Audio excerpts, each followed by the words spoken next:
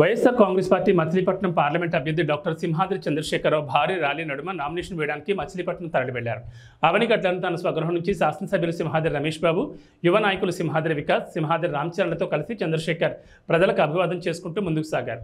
డప్పు వాయిద్యాలు, టపాసుల పేలుళ్ల నడుమ అవనిగడ్డ నియోజకవర్గంలోని 6 మండలాల నుంచి తరలివచ్చిన పార్టీ శ్రేణుల కోలాహాల నడుమ మచిలీపట్నం బయలుదేరారు. మార్గ మధ్యంలో మోపిదేవులు వేంచేసి ఉన్న శ్రీ సుబ్రహ్మణ్యేశ్వర స్వామి వారిని దర్శించుకుని నామినేషన్ పత్రాలకు ప్రత్యేక పూజలు నిర్వహించారు. అనంతరం పెద్దప్రోలు, చెల్లపల్లి, లక్ష్మీపురం మీదుగా మచిలీపట్నం వెళ్లారు. ఈ కార్యక్రమంలో దివ్య మార్కెట్ కమిటీ చైర్మన్ కొక్కిలిగడ్డ వీర వెంకటేశ్వరరావు, వైఎస్ఆర్ కాంగ్రెస్ పార్టీ బీసీసీఎల్ రాష్ట్ర అధికార ప్రతినిధి నాగిడి సాంబశివరావు, అవనిగడ్డ జడ్పీటీసీ సభ్యులు చింతలపూడి లక్ష్మీనారాయణ తదితరులు పాల్గొన్నారు.